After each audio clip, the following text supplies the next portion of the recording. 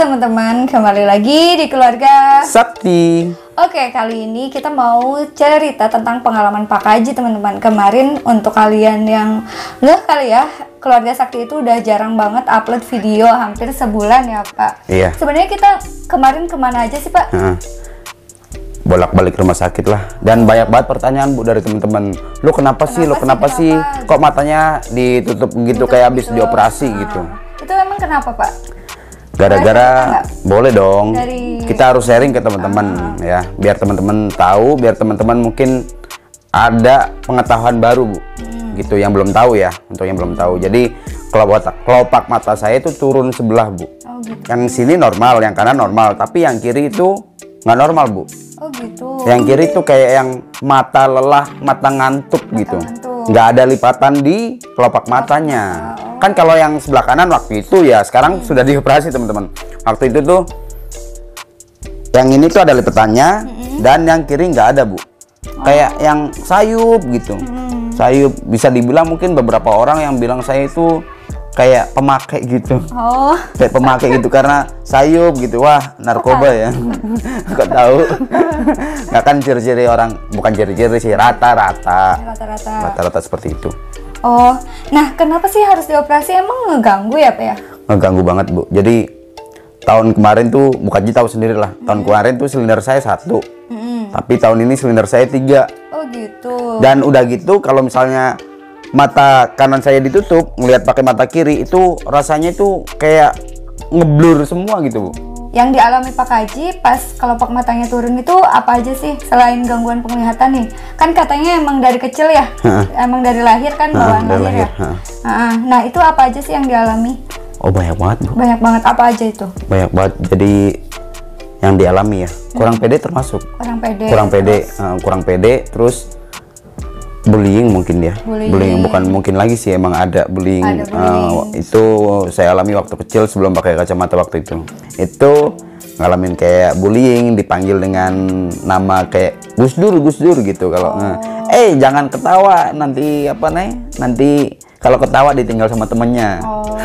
Gitu katanya gitu. Terus saya itu kalau untuk dulu itu masih pede-pede aja waktu tinggal di kampung halaman saya itu masih pede. Ketika saya udah pindah ke sini kan belum dioperasi juga, dan saya langsung periksa mata. Diantar sama ibu saya. Periksa mata pakai kacamata. Tapi itu pakai kacamata tuh memang kacamatanya minus gitu Bu, minus. Tapi itu tuh kayak yang untuk nutupi gitu Bu. Oh, jadi tujuan pakai kacamata sebenarnya buat nutupi aja. Satu gitu. Nutupi, kedua apa sih namanya? Memang biar ngeliatnya lebih jelas gitu, lebih jelas. Buat membantu penglihatan. Buat membantu penglihatan. Nah, mungkin teman-teman pada enggak ya, atau Bu Kaji juga enggak banget sih, apalagi istri saya sendiri kan. Itu setiap video di Satu Sakti pasti saya nggak ada yang kayak bener-bener natap gini nih. Nggak ada kayaknya. Rata-rata itu kayak nunduk, terus kayak mengalihkan muka gitu. Karena disiasati lah supaya orang nggak terlalu melihat kekurangannya. Nah, iya. Karena memang menyebabkan kurang percaya diri teman-teman. Iya, itu. Jadi ternyata yang dialami Pak Kaji itu namanya ptosis teman-teman. Kalau dalam istilah medisnya ya. Kok kayaknya ada yang beda ya di matanya gitu ya. Udah enggak sebelum nikah? Sebelum nikah udah enggak. Mungkin sebulan sebelum nikah ya. Kok kayaknya ada yang beda gitu. Kalau misalkan foto atau ngelihat itu kok ada something gitu di sebelah mata kirinya itu gitu. Terus tanya kan, nggak bermaksud untuk menyinggung, cuma tanya doang. Itu memang matanya turun ya kata saya gitu. Terus barulah ini dari lahir katanya, kirain tuh cuma cuma salah penglihatan saya aja gitu, bintitan kalau bahasa bahasa Jawanya tuh gitu. Terus ternyata emang dari lahir, dan kemudian Uta cari tahu sebenarnya apa sih gitu, apa ada istilah medisnya, karena jujur aja beberapa teman saya itu memang ada yang mengalami hal yang sama Pak. Terus baru inget juga ternyata salah satu presiden kita itu mungkin kalau dilihat dari secara kasat mata itu kayaknya ptosis juga, tapi nggak tahu ya karena kita bukan ahlinya juga gitu. Kelopak matanya turun, jadi seolah-olah yang ngantuk kayak gitu. Pas waktu SMP saya dipanggil kayak gitu tuh, Gus Dur. Iya, tambah Gus Dur. Berarti kan sebenarnya yang lain juga menyadari kalau misalkan Gus Dur ini hampir sama dengan Pak Haji juga kan, kelopak matanya turun kayak gitu teman-teman. Nah, kita jelasin dulu aja deh ya, menurut beberapa referensi itu sebenarnya ptosis itu apa ya? Jadi ptosis itu adalah penurunan kelopak mata karena disebabkan oleh beberapa faktor ya. Ada yang memang dari bawaan lahir, kemudian ada karena kecelakaan gitu. Terus ada juga karena memang udah usia lanjut ya teman-teman. Jadi udah faktor umur gitu. Di balik itu tuh apa yang menyebabkannya? Ternyata ada salah satu otot yang tidak berfungsi teman-teman. Koreksi ya kalau misalkan salah untuk. Jadi yang harusnya kayak narik gitu, ini tuh diem gitu ya? Diem nggak gitu, bisa ngangkat, nggak bisa ngangkat kelopak gitu. Ngangkat kelopak teman-teman. Jadi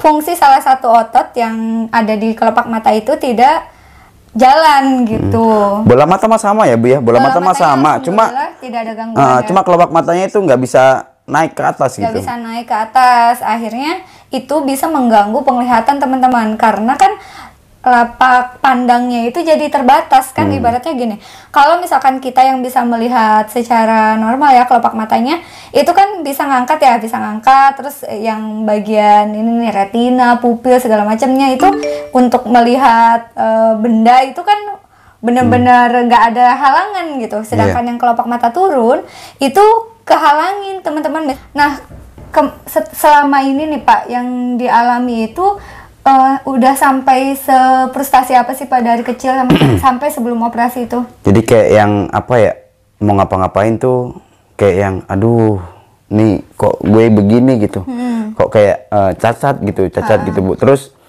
waktu SMA atau pas kuliah gitu ya, lupa saya itu sempat narik kelopak saya tuh Bu. Ngebalik kelopak saya nih, kayak ngebalik ini, dicek ada apaan sih kok dia itu ini kan, kok dia itu nutup kenapa gitu kan. Saya buka kok kayak ada putih-putih gitu kan, kayak ngejendol gitu. Nah waktu itu tuh tau nggak, saya mau nusuk pakai jarum. Untung aja belum saya lakuin, kata saya tusuk gak ya biar pecah, takutnya kan ada bisul dari kecil, tapi kan aneh kalau bisul dari kecil harusnya udah pecah gitu kan.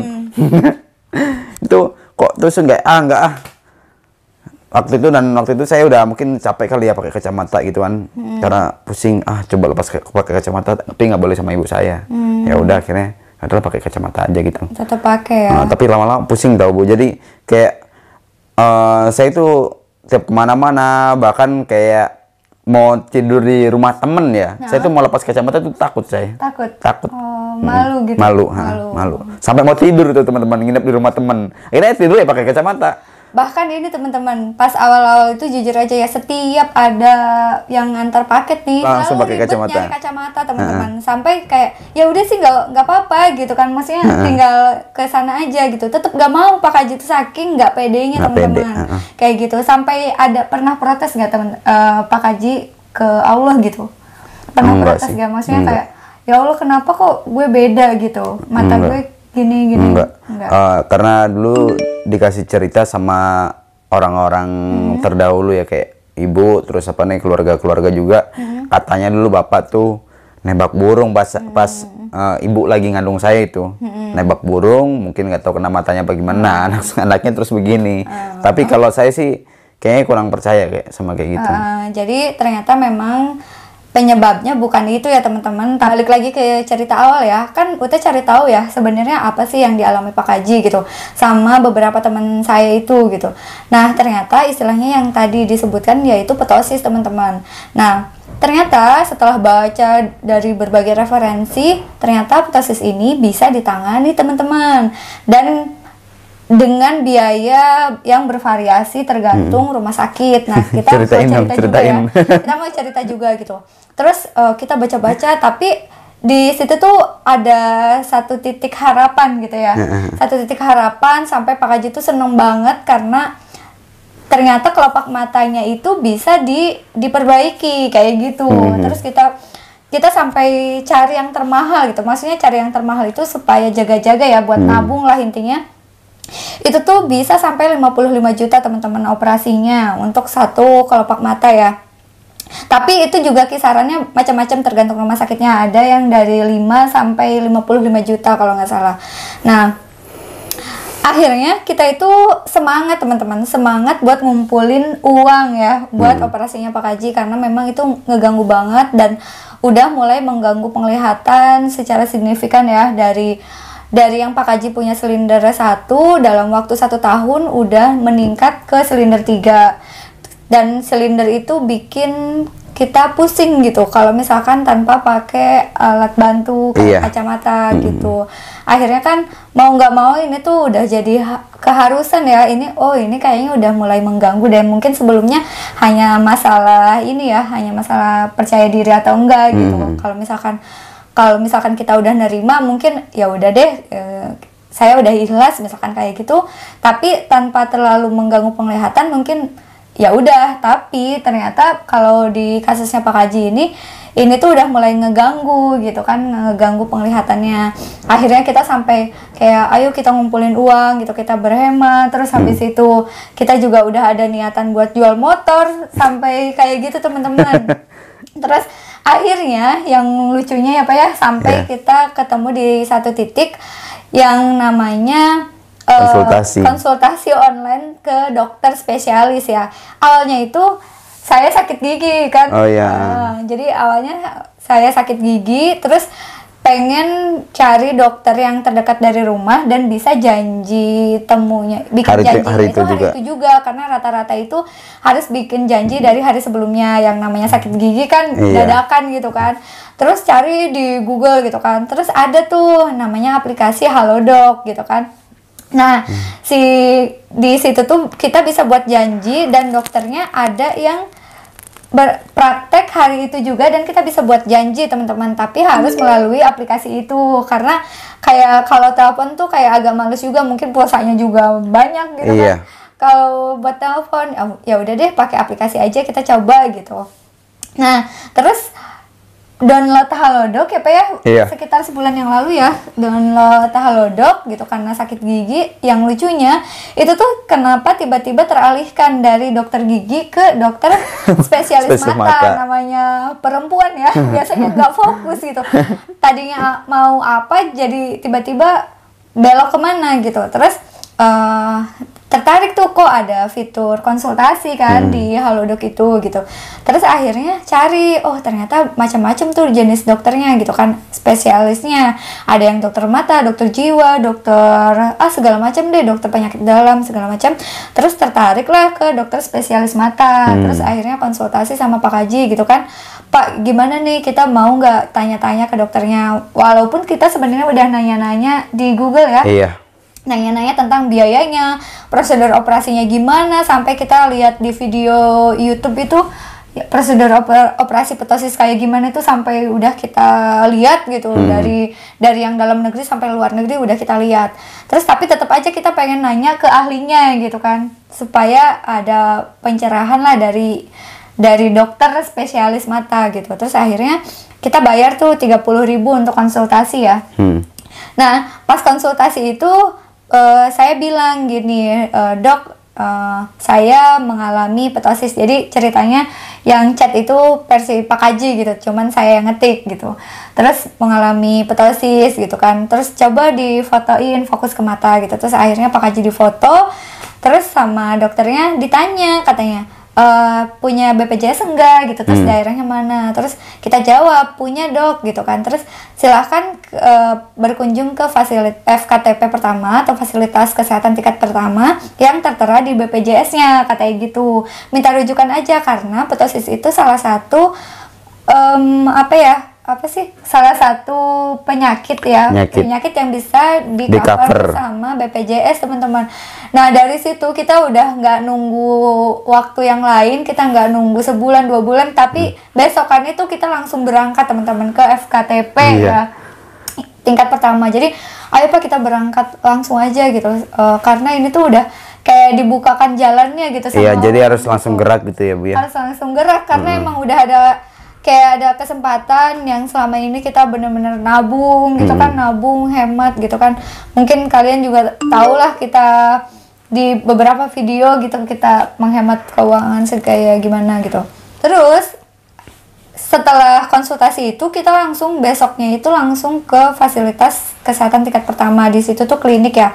Kita ke sana dan pakai BPJS ya teman-teman. Jadi benar-benar pas konsultasi dan minta surat rujukan pun kita benar-benar tanpa biaya ya. Iya. Jadi kita daftar asal bawa kartu BPJS-nya ya teman-teman. Terus habis itu langsung temui dokter. Nah waktu itu karena di klinik pertama itu nggak ada dokter spesialis mata, adanya dokter umum sama dokter gigi. Akhirnya kita ambil jadwal yang dokter umum.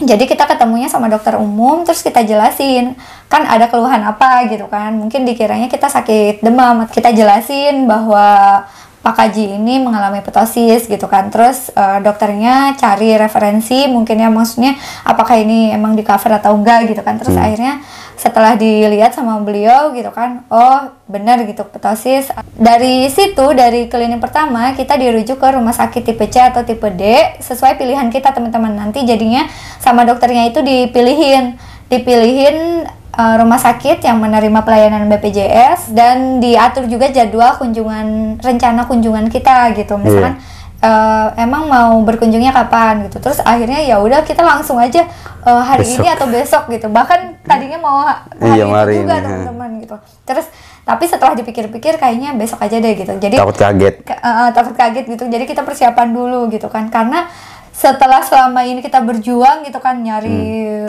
tahu, terus berhemat, cari uang segala macam, terus tiba-tiba Allah ngasih jalan yang kayak jalan tol lah, tanpa hambatan banget. Yang unik tuh gini ya Bu ya, saya tuh mikir kalau hari ini takut saya langsung dibelek-belek, padahal itu belum ada apa-apanya, belum ada, itu kayak masih administrasi, ibaratnya itu administrasi doang. Kesananya itu masih panjang banget prosesnya, bolak-balik rumah sakit, wah luar biasa itu. Terus jadinya bayangan kita itu Pak Kaji itu bakal langsung dioperasi, karena pikir kita itu paling ini kayak yang cabut gigi gitu. Iya.